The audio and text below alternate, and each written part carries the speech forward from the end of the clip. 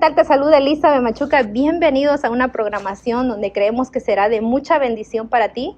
Estaremos compartiendo la palabra de Dios y de igual manera tú también vas a poder preguntarnos y nuestro pastor Peter te estará contestando. Así que manténgase en sintonía de este programa Verdad. Bienvenido, pastor, a esta nueva serie Verdad, y gracias por haber atendido a la invitación. Amén. Gracias, hermana, por tenerme aquí con ustedes. Es para nosotros un privilegio poder compartir con siervos del Señor que nos puedan instruir en la palabra del Señor. Pero queríamos saber, pastor, qué tan verdadera o qué tan eficaz es la palabra escrita en la Biblia. ¿Es verdad la palabra? ¿Es verdad la Biblia? ¿Quién escribió ese libro? ¿Quién lo inspiró ese libro? Wow.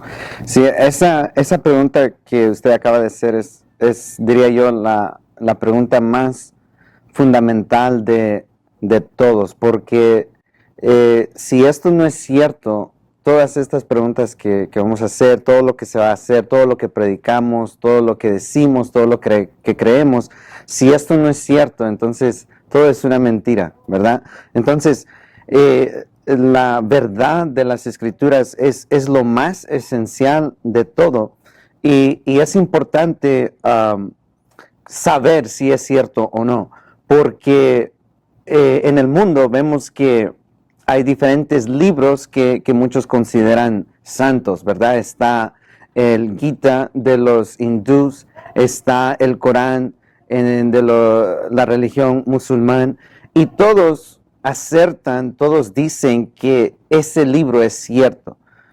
Y nosotros decimos que esos no son ciertos, este es el cierto. Entonces, ¿verdad? Si todos dicen que ese libro es cierto de su religión, ¿cómo podemos saber, identificar que este en verdad es el cierto? Porque no todos pueden ser ciertos. Porque solo hay un camino, solo hay una verdad. Es como cuando uno está tomando una prueba en la escuela y le dan opción A, B, C, D. Solo hay una correcta, ¿verdad? Y uno tiene que elegir entre esas opciones cuál es el uno el que uno va a creer y poner su fe. Entonces, yo normalmente, ¿por qué es que yo creo este libro y no los demás? Es porque, varias razones, y esto no van en orden de importancia o algo, sino todos son importantes, pero primeramente este es un libro histórico. La palabra no solo concuerda con verdades espirituales, sino es un libro que contiene historia mundial. Es un libro que habla de naciones reales que en realidad existieron, y esas naciones, esos tiempos y épocas a la cual están aquí escritos concuerdan con la historia del mundo también. Entonces vemos que todo, por ejemplo, menciona a los egipcios, menciona a los babilonios, a los griegos, a los romanos, y podemos encontrar en el mundo arqueología que concuerda con lo que la Biblia dice. Es un libro histórico, pero no solo eso, sino también es un libro profético. La Biblia, aproximadamente el 20% de la Biblia es profético, y muchas de esas profecías fueron las cuales la Biblia contiene. Por ejemplo, les voy a dar un ejemplo. Isaías profetizó acerca de la venida de Jesucristo, acerca de la destrucción de Babilonia, acerca de la destrucción de estas naciones. Él profetizó esos 600 años antes de su cumplimiento, y se cumplieron tal y como él dijo. Es un libro no solo histórico, sino profético, y es un libro que cumple lo que dice que va a hacer. La palabra dice: el que cree estas palabras, el que cree en mí vivirá. El que cree en este libro, el que la lee, será transformado. Entonces, cuando uno lee y cree este libro, de verdad que uno es transformado a lo que este libro afirma que va a ocurrir. Y ese no es solo el testimonio de una persona ni de dos, sino de millones y millones de personas que afirman que cuando leyeron este libro, sus vidas cambió. Entonces, hay mucho más que podría decir acerca de por qué creo en este libro, pero es un libro histórico, es un libro profético, y es un libro que cumple lo que dice que va a hacer. Pero pastor, ¿cuál es el primer libro de la Biblia? ¿Cuál es el primer libro que se escribió y digamos, este es el primer libro que fue inspirado por Dios al hombre? El primer libro de la Biblia es el libro de Génesis, y de hecho Génesis es un nombre adecuado para este libro porque en el griego Génesis significa orígenes, ¿verdad? Y es un buen título para este libro porque nos habla del origen del mundo, el origen de la humanidad, el origen de las primeras naciones, y el origen de la nación escogida de Dios, Israel. Este libro en sí no identifica quién es su autor, ¿verdad? Varios de las epístolas de Pablo, por ejemplo, dicen escrito por Pablo, escrito por Pedro. Este libro no contiene quién lo escribió, pero tradicionalmente, a través de la historia, es un libro que afirman fue escrito por Moisés, el profeta Moisés. Cristo, de hecho, cada vez que él hace referencia a Moisés, hace referencia a estos libros, él lo hace referente a Moisés. Entonces Cristo Jesús muchas veces, cuando habla de Génesis o de Levítico, Éxodo, Deuteronomio, Números, él se refiere al autor como Moisés, ¿verdad? Y es un libro muy importante porque es el fundamento de todo, ¿verdad? Es lo que nos menciona todo. Deja la fundación para todo lo demás. Si Génesis no está en la Biblia, no entendemos el por qué, ¿verdad? Entonces, Génesis definitivamente es la fundación de todo lo demás y es un libro muy, pero muy especial. Segunda pregunta, pastor. Antes de crear los cielos, ¿dónde moraba Dios? Según Génesis 1:1. O sea, ¿cuál era su morada? Si sabemos que Él mora en los cielos, ¿verdad? Pero antes de morar los cielos, ¿dónde estaba Él? Sí, bueno, esa es una buena pregunta. Dios mora en el cielo, pero Él es omnipresente. Entonces, Él no solo mora en el cielo, sino Él mora en todo lugar. Él está aquí, Él está en otro país, Él está en el cielo, Él está en los planetas, Él está en todo aquello que habita espacio, Dios está allí, porque Él es omnipresente. Entonces, ¿verdad? Dice en el principio, Génesis 1:1 dice, en el principio creó Dios los cielos y la tierra, y vemos que en los versículos 2 hasta el terminar el capítulo 31, Él empieza a formar el mundo. Y en este capítulo vemos que Dios hace el primer día. El primer día consiste de tiempo. Vemos que Él hace el espacio, ¿verdad? Él separa las aguas de abajo de las aguas de arriba y hace el cielo. Entonces Él hace el espacio. Y también es donde Él crea lo material, ¿verdad? Lo que tú y yo conocemos como lo físico. Entonces vemos que todo eso, el tiempo, el espacio, lo material, tuvo un principio. Sin embargo, antes de eso, Dios ya existía.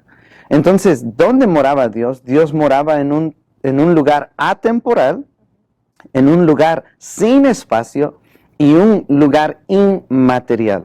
Entonces, ¿dónde está ese lugar sin tiempo, sin espacio, sin materia? No lo sé, pero es donde Dios moraba, porque Él existía ya antes de todo eso. Dios es el único ser autoexistente y autosuficiente. Él no necesita de nada o de nadie para existir, y eso incluye el tiempo, la materia o el espacio. Muy buena respuesta, pastor. Nos quedamos sorprendidos acerca de todo lo que estamos aprendiendo. Tercera pregunta, pastor. Si Dios creó todo perfecto, ¿por qué la tierra estaba desordenada y vacía al principio de la creación? Según Génesis 1:2. Sí, Génesis 1:2 dice, y la tierra estaba desordenada y vacía, y las tinieblas estaban sobre la faz del abismo, y el Espíritu de Dios se movía sobre la faz de las aguas. Y aquí dice, la pregunta era, si Dios crea todo perfecto, ¿por qué estaba desordenado, verdad?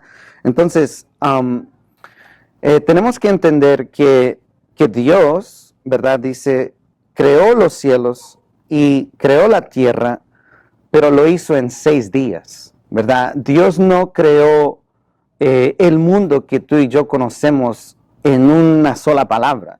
Vemos que Él lo hizo sucesivamente a través de un proceso en 6 días.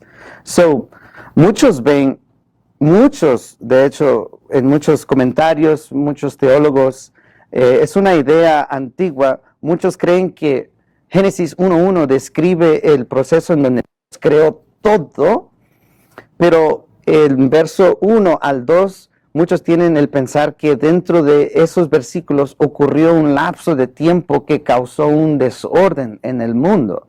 Pero ese punto es, diría yo, no tiene un vaso bíblico, no tiene algo, diría yo, una fundación bíblica.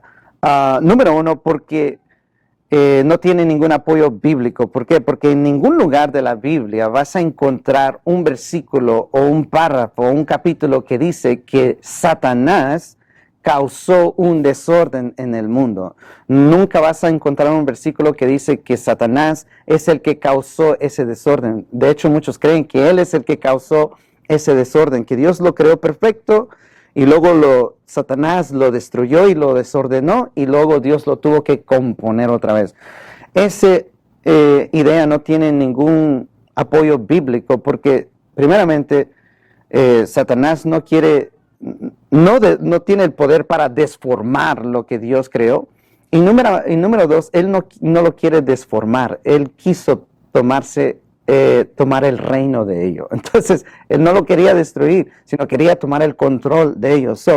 2, en el capítulo 1, versículo 31, dice que Dios creó todo bueno. Cuando Dios terminó de crear la creación, Él lo hizo totalmente bueno.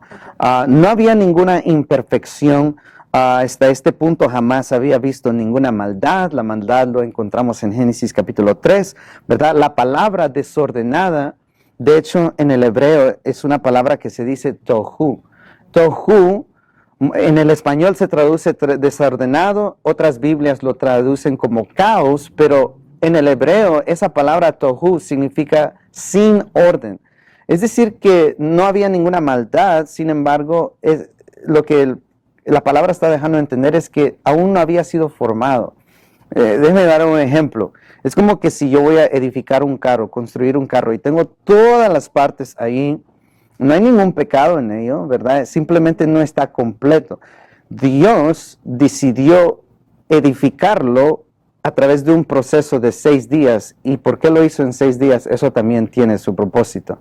¿Por qué estaba desordenada? Bueno, porque Dios lo iba a completar en 6 días.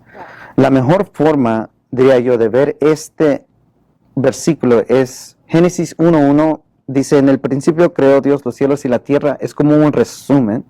Y luego versículos 2 al 31 es los detalles en cómo lo hizo. Esa es una mejor forma de ver esa pregunta y ver este capítulo. Es como cuando uno va a escribir un ensayo, en su introducción uno pone su tesis, pone su propósito y luego en el resto de la hoja pone sus argumentos o detalles. Entonces, en el principio creó Dios los cielos y la tierra. Ese es un resumen y versículos 2 al 31 Dios describe cómo Él hizo este proceso.